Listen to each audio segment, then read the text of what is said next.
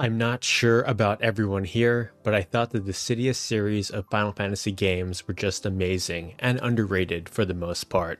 From the gameplay, music, the character interactions, it was just screaming fan service to anyone who loved Final Fantasy. The moment we saw any pictures, trailers, and of course the cutscenes. As someone who played all the games, completed the PSP titles, and even played some matches online, here is my personal ranking for every single game that was ever released. For the fourth spot, I have to give it to Dissidia Final Fantasy NT, aka the arcade edition of the game. I, for the life of me, wanted to love this game because they added in Ramza. Renoa ain't bad too. She's cute, yeah? And Miss J7J's even surprised me with a date to the arcade in Japan to play it there. Man, I'm getting old. You're getting old, Mac. Because I'm a fan of Square, I also even bought the game on PlayStation 4 and Steam, but having Koei Tecmo develop the game and shifting the focus of a single-player fan service game into an esports multiplayer 3 vs 3 one just didn't sit well with me and many of the fans. Kinda like World of Warcraft videos on my channel.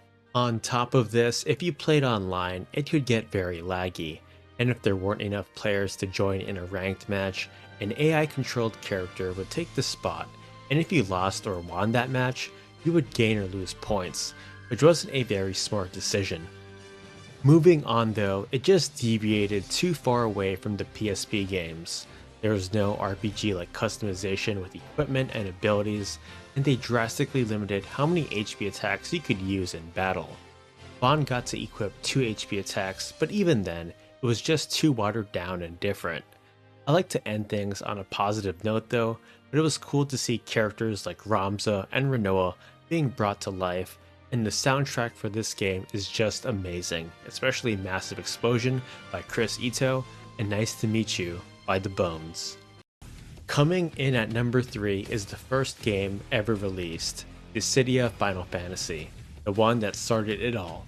Even though the combat and overall balance is hectic, especially if you're an overpowered Zidane main, the game was just fun in single player and even in multiplayer, if you weren't playing with Tyr or tryhards doing infinite combos, acting like their parents' lives are on the line, or a lot of prize money.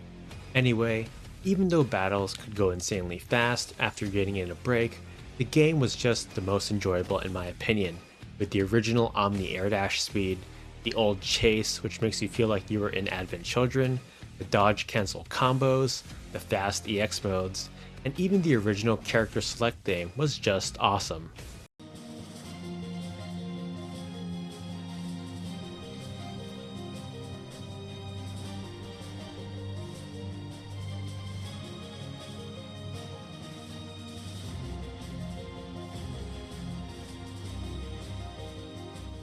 It's probably my favorite selection theme ever in all the fighting games I played, followed by Soul Calibur 3's History Beckons and Killer Instinct's character select theme.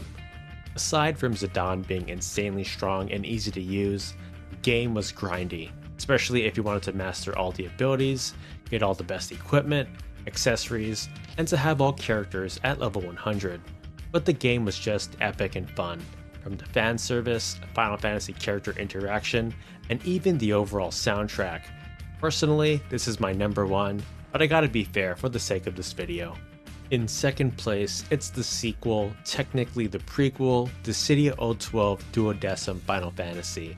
Even though I don't like what they did with the nerf to the speed of Omni Air Dash, the chase is way too fast now, and EX mode builds and reworks weren't as good in my opinion. The game was overall fun and a little bit more balanced. I do like how they added in a lot more characters, especially the ladies. The assist mechanic was a fantastic addition, and it sort of reminded me of the Marvel vs. Capcom system. It was awesome pairing up your favorite Final Fantasy characters together as a team, even though there were clearly some assists that were much stronger and in a league of their own.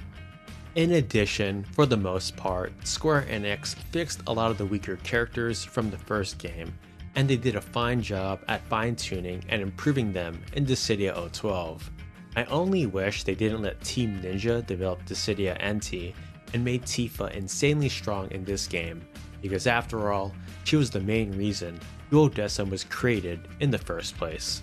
If anyone from Square Enix is watching this, just believe in yourself and be confident. Even though you were new to the fighting game genre, you created a beautiful fan service fighter that many of us love today. Dissidia and Dissidia 012 are my favorite fighting games, period. Now for number 1, the Muhammad Ali of the Dissidia series, Dissidia Opera Omnia. Even though it wasn't a fighting game and was a mobile game, it went back to its original roots of being a turn-based Final Fantasy, and we got to play and use so many characters from the franchise. It was fun and casual, and I love how they carried over the bravery and HP attacks to give it that Dissidia feel, even though it's not a fighting game. Although, I wish some of the alternate appearances were a bit cheaper, and wish the game was still in service. Rest in peace, Opera Omnia, you'll always be missed. This was my personal ranking on all the Dissidia Final Fantasy games released worldwide. Let me know in the comments which games you like the best, and if you enjoyed the video, don't forget to leave a like and subscribe to the channel for more Final Fantasy content. Well, it's mostly Final Fantasy content. Take care, and all the best to you.